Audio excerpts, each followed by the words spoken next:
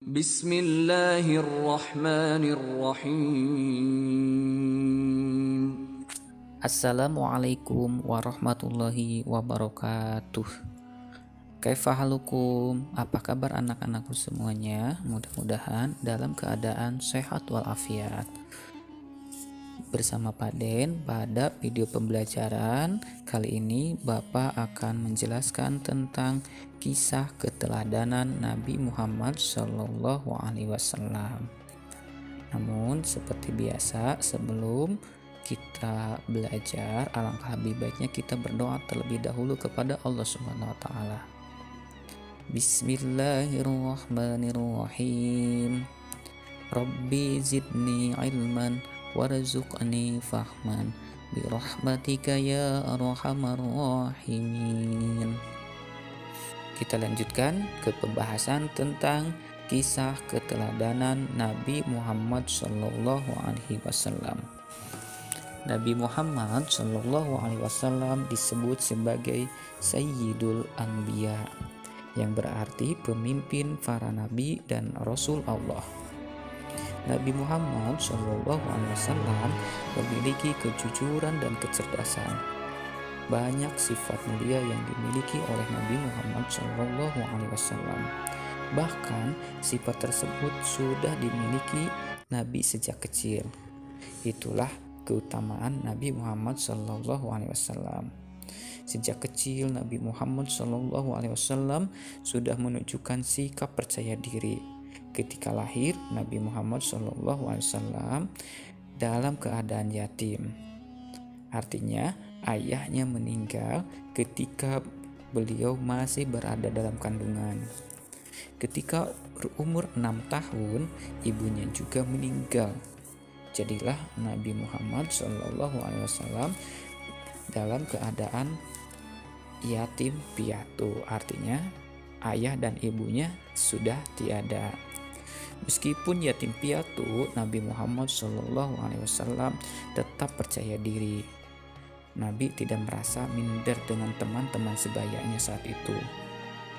Di bawah asuhan kakeknya Abdul Muthalib, Nabi Muhammad SAW tetap ceria. Pada usia 8 tahun, sang kakeknya pun meninggal dunia. Nabi Muhammad SAW kemudian diasuh oleh pamannya, yaitu Abu Thalib. Sejak kecil Nabi Muhammad SAW memiliki sikap mandiri.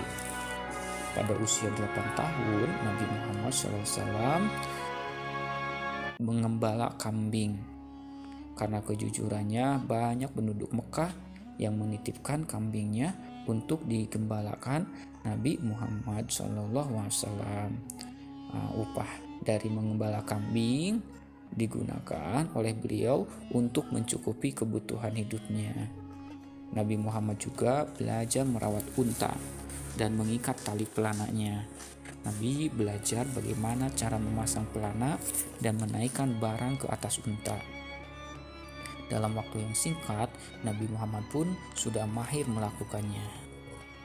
Saat usia 12 tahun, Nabi Muhammad SAW ikut berdagang ke Syria. Nabi diajak oleh pamannya sambil belajar berdagang. Pengalamannya berdagang membuatnya mandiri. Setelah dewasa, Nabi Muhammad SAW bekerja di tempat Khadijah, menjadi pengantar barang dagangan bersama kafilah dagang. Nabi Muhammad SAW menjalankan tugasnya dengan penuh tanggung jawab. Khadijah sangat puas dengan pekerjaan yang dilakukan Nabi Muhammad SAW. Di mata penduduk Mekah, Nabi Muhammad SAW sangat dipercaya. Mereka memberi julukan Al-Amin kepada Nabi Muhammad, yang berarti Al-Amin, orang yang dapat dipercaya. Mereka mengagumi kejujuran, kemandirian, dan tanggung jawabnya Nabi Muhammad SAW. Selalu melakukan sesuatu dengan percaya diri. Suatu ketika, para pemimpin kabilah Quraisy berselisih. Mereka berebut meletakkan Hajar Aswad di Ka'bah. Sebelumnya, Ka'bah diperbaiki dindingnya.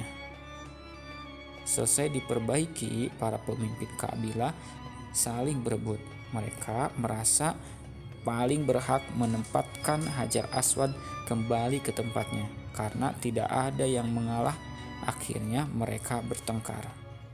Salah satu pemimpin kabilah mengusulkan supaya menunjuk Nabi Muhammad SAW untuk memutuskan perselisihan mereka. Dengan percaya diri, Nabi Muhammad SAW mengajukan usul. Nabi Muhammad SAW melepaskan surban yang dipakai dan menggelarnya. Setiap pemimpin kabilah di mana memegang tepi surban Nabi Muhammad SAW, lalu meletakkan Hajar Aswad di tengah-tengah surban. Secara bersamaan, pemimpin kabilah membawa Hajar Aswad ke Ka'bah. Dengan cara tersebut, semua pemimpin kabilah memiliki hak yang sama. Masing-masing kabilah merasa dihargai dan mendapat kesempatan.